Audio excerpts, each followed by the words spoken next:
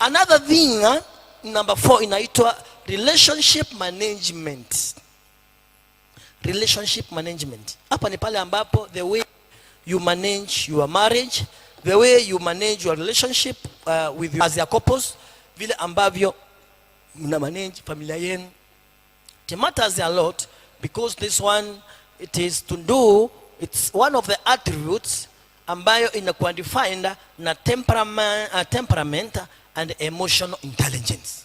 So as your family, you should ensure that whatever you're doing, things you are doing, they are in a way audhi mwenzako.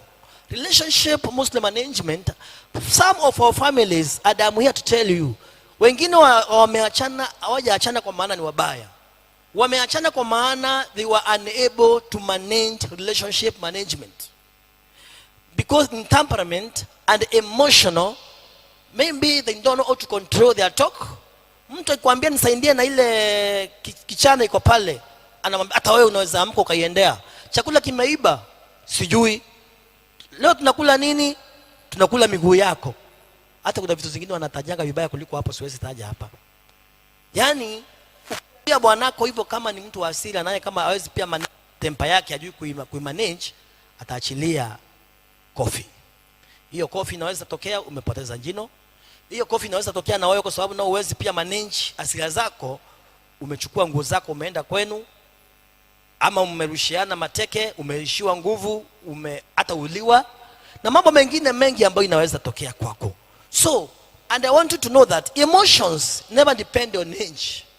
Emotions zikianza zinaanza, na emotion reduction reduces stress. Kama unaweza reduce emotion zako, na kama uwezi, omba Mungu akusaidie uweze kureduce.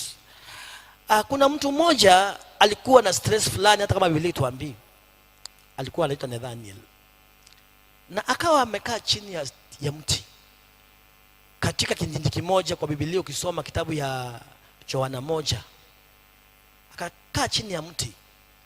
Kuna mambo ilikuwa inamsumbua. Kitu kimoja, ile kijiji ilikuwa haina historia nzuri, na hiyo ilikuwa inamsumbua sana.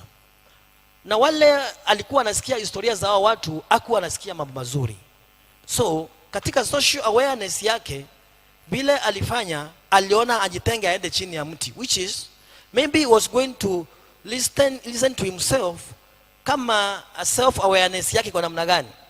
Lakini kwangu mimi naona huyu mtu alikosa kitu inaitwa social awareness. Akakosa mpaka rafiki, aone hata mtu wa kwenda akae na yeye, akakaa chini ya mti. Na Yesu akipita